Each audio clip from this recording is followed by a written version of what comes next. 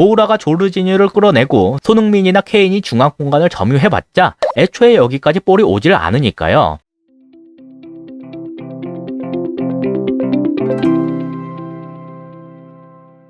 안녕하세요. 축구보는 기자입니다. 토트넘이 리그컵에서 첼시에게 2대0 패배를 당했는데요. 이에 대해 콘테 감독이 상당히 강도 높은 인터뷰를 가졌습니다.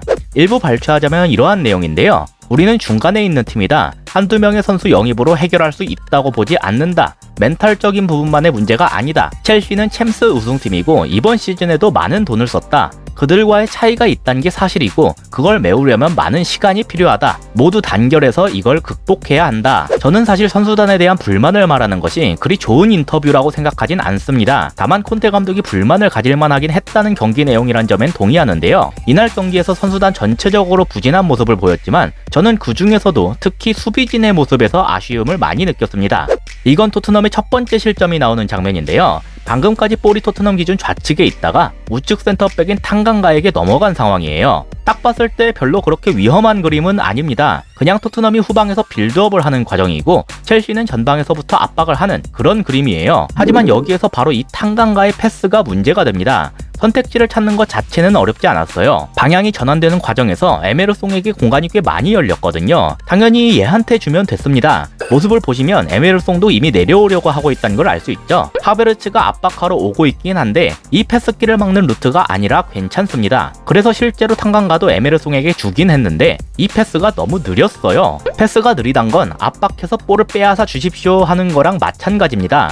축구에서 이런 말이 있죠. 볼보다 선수가 빠를 수 없다. 어찌 보면 상투적인 표현일 수도 있겠지만 팀 전체 전술이건 부분 전술이건 모두 이게 밑바탕에 깔린 상태에서 이루어집니다. 하지만 탕강가의 패스가 너무 느리니까 그 밑바탕에 깔린 기본 자체가 무너졌어요. 에메르송에게 볼이 투입되는 것보다 알론소가 뛰어나가는 속도가 더 빨랐습니다. 첼시 경기를 보신 분들은 아시겠지만 알론소는 항상 그 속도 때문에 문제가 불거지는 선수예요. 그 알론소가 저기서부터 달려오는 속도보다 패스가 느렸다? 그것 자체만으로 실점의 빌미가 되는 겁니다. 토트넘은 방금까지 볼을 갖고 있었죠. 당연히 수비가 아닌 공격 포메이션을 취하고 있어요. 머티가 거의 손흥민과 마찬가지 라인에 있다는 것만 봐도 쉽게 알 수 있죠. 근데 첼시가 이 위치에서 볼을 뺏으니까 당장 수비의 숫자가 부족한 토트넘은 대위기에 빠지게 됐습니다. 이미 에메르송은 무력화됐기 때문에 알론소의 침투는 막을 방법이 없었어요. 하지만 그래도 선택과 집중만 잘했다면 여기에서도 막을 기회가 아예 없던 건 아니었는데요. 알론소는 막을 수 없지만 얘가 돌파할 곳은 어차피 측면 쪽이에요. 측면에서 알론소가 취할 수 있는 가장 위협적인 행동은 직접 슈팅을 하는 게 아닙니다. 중앙에 있는 선수들에게 적절하게 볼을 넘기는 것이었죠. 따라서 알론소가 볼을 투입하는 걸 막는 건 포기하더라도 그 목표인 중앙에 있는 선수들만 잘 막는다면 괜찮았을 거예요. 그런 관점에서 봤을 때 가장 위험했던 선수는 반대편에서 지금 손을 들고 있는 루카쿠와 중앙에서 침투 움직임을 가져가고 있는 마운트라고 볼 수 있는데요. 먼저 루카쿠는 지금 산체스가 붙어있긴 한데 1대1 정도는 가볍게 제압할 수 있는 선수입니다. 주변에 다른 선수들도 도와줄 수 있겠지만 이 정도 상황이라면 제대로 볼이 투입됐을 때 루카쿠를 막긴 힘들었을 거예요. 마운트의 경우는 당장 토트넘에서 붙어줄 선수가 마땅치 않았는데요. 마운트가 이렇게 침투했을 때 산체스는 루카쿠 때문에 붙기 힘들었고 호이비는 과연 마운트보다 빨리 여길 커버할 수 있을지 의문스러운 위치에 있습니다. 그래서 만약 볼이 이렇게 투입됐다면 마운트의 슈팅을 저지하긴 힘들었겠죠. 하지만 이 장면에서 결국 뭔가를 해낸 건 하베르츠였어요. 아까 패스에서 결정적인 실책을 저질렀던 탕강가가 그래도 딱 하고 붙어 있었기 때문에 얘가 뭔가를 하기는 힘들 거라고 봤는데요. 그냥 가볍게 탕강가를 제압하고 자기가 슈팅까지 하더군요. 이게 산체스 발에 굴절되면서 득점이 되긴 했지만 산체스를 탓하긴 어려운 그림이라고 봅니다.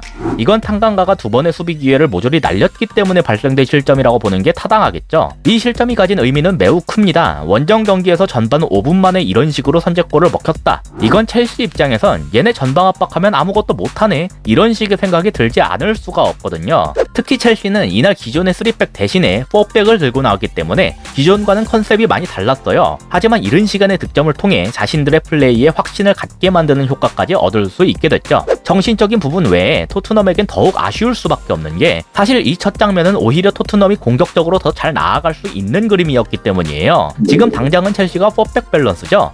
여기에서 토트넘이 노려야 할 것은 당연히 명백하게 확실히 뚜렷하게 의심의 여지 없이 여기입니다. 첼시는 좌측 센터백에 말랑사르, 사이드백에 알론소를 뒀는데요.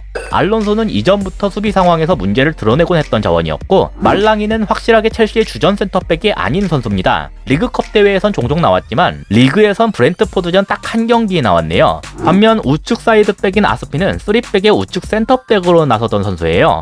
이날 경기에서도 알론소에 비해 훨씬 수비적인 포지셔닝을 하면서 사실상 3백의 우측 센터백 같은 모습을 보이곤 했습니다. 그런데 이 상황에서 알론소가 에메르송을 압박하기 위해 앞으로 튀어나갔죠. 알론소를 전방 압박에 적극적으로 가담시킨다는 건 알론소의 장단점을 고려했을 때 첼시에게 있어 합리적인 선택이긴 했어요. 근데 이건 그 뒤에 보통 리디거라는 커버 범위가 넓은 선수가 있기 때문에 괜찮았던 겁니다. 얘가 앞으로 막 튀어나가도 리디거가 그 뒷공간을 털리지 않게끔 적절하게 잘 막아줬었거든요. 하지만 이번엔 달랐어요. 알론소 뒤를 커버하는 게 말랑이었습니다. 볼을 빼앗기는 장면이긴 한데 만약 볼을 안 뺏긴 상태였다고 가정한다면 이 그림 자체는 오히려 토트넘에게 나쁘지 않았다고 보는데요. 모우라가 측면으로 빠지니까 조르지뉴가 이렇게 끌려왔습니다. 에메르송은 두 가지 패스 선택지를 취할 수 있었을 거예요. 측면에 벌린 모우라에게 넘길 수도 있었고, 아니면 빈 공간에 있는 케인이나 손흥민에게 바로 넘겨줄 수도 있었겠죠. 어느 것을 선택하든 나쁘지 않았어요. 첼시가 아스피와 알론소의 활용을 달리하면서 변칙적 3백 형태를 취하긴 했지만 이건 결국 사이드 쪽은 꽤나 공간을 허용할 수 있게 된다는 뜻이거든요. 특히 알론소, 조르지뉴, 말랑이로 이어지는 이쪽 측면에서 좋은 기회를 만들 수 있다고 기대할 법했는데요. 하지만 최후방에서 이렇게 불안한 모습을 보인다면 다 쓸데없는 몽상이 듭니다. 모우라가 조르지뉴를 끌어내고 손흥민이나 케인이 중앙 공간을 점유해봤자 애초에 여기까지 볼이 오질 않으니까요. 이날 손흥민의 전반전 터치맵을 보면 참담할 수준인데요. 전방에서 거의 공을 만지지도 못했다는 걸 알 수 있습니다. 이건 다른 공격진도 마찬가지였는데 결국 이게 의미하는 건 후방에서부터 볼이 거의 앞으로 나가질 못했다는 거예요. 최후방 라인의 퀄리티와 공격력 사이에 관계가 없다고 보시는 분들도 꽤 계시는데 최후방 라인의 볼 간수 및 전개 능력은 이미 몇 년 전부터 소위 강팀이라고 불리는 팀들에게 있어선 필수 요소로 자리했습니다. 이들이 안정적으로 볼을 갖고 직접 전진을 하거나 좋은 패스를 넣어주는 것이 상대의 수비를 무너뜨리는 시발점이 되거든요. 맨시티는 거의 매 여름 이적 시장마다 수비 라인을 보강했습니다. 에데르송, 스톤스, 워커, 맨디, 칸셀로, 라포르트, 아케, 디아스 이번 이적 시장만 빼고 계속 영입이 있어왔죠. 그것도 꽤나 돈을 많이 써가면서 이뤄졌어요. 과르디올라 감독 이전부터 살아남을 수 있었던 선수는 지금은 은퇴한 콤파니, 넓게 봐도 페르난지뉴가 끝일 정도입니다. 첼시는 약간 상황이 다르지만 투엘 감독이 부임하면서 3백 체제를 통해 수비 시스템을 재정립하면서 확 부상했어요. 본래 가진 선수풀 자체는 좋았는데 감독이 그걸 극대화할 수 있도록 만진 셈이죠. 위디거, 실바, 아스피의 3백은 지난 시즌 거의 철벽에 가까운 수비력을 자랑했고 모두 공격적으로도 매우 좋은 모습을 보이며 전개에 결정적인 역할을 맡곤 했습니다. 수비 라인이 작살나면서 최근 어려운 시기를 겪고 있긴 하지만요.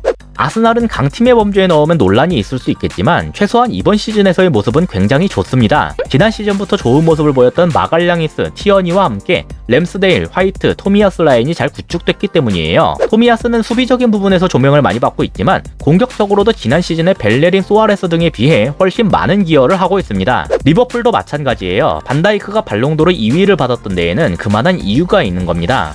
지난 시즌에 수비 라인이 작살나면서 어려움을 겪었을 때 핸더슨을 센터백 쪽에 집어넣기도 했는데요. 그건 얘가 수비력이 특출나게 좋기 때문이 아니었어요. 얘가 그나마 기용할 수 있는 선수들 중에서 센터백 자리에 둬도 전진 드리블이나 방향전환 롱패스를 수행할 수 있는 선수이기 때문입니다. 핸더슨마저도 부상으로 못쓰게 됐을 때 리버풀은 공격적으로 매우 답답한 모습을 보이게 됐죠. 토트넘이 이들과 경쟁을 하기 위해서는 결국 최후방 라인에서의 보강이 필요합니다. 그래서 로메로의 영입 자체는 저는 아주 좋은 선택이라고 보는데요. 얘가 부상에서 돌아와 제폼을 보여준다면 아마 토트넘의 공격력에도 크게 도움이 되리라 생각합니다. 하지만 얘 하나만으로는 부족할 것 같네요. 토트넘엔 새로운 센터백의 영입이 필수적이라고 봅니다. 그렇지 않다면 오늘과 같은 경기처럼 앞으로도 토트넘의 공격 전개에 문제가 발생될 여지가 계속해서 남아있을 우려가 있거든요. 이상으로 오늘의 영상을 마치도록 하겠습니다. 시청해주셔서 감사합니다.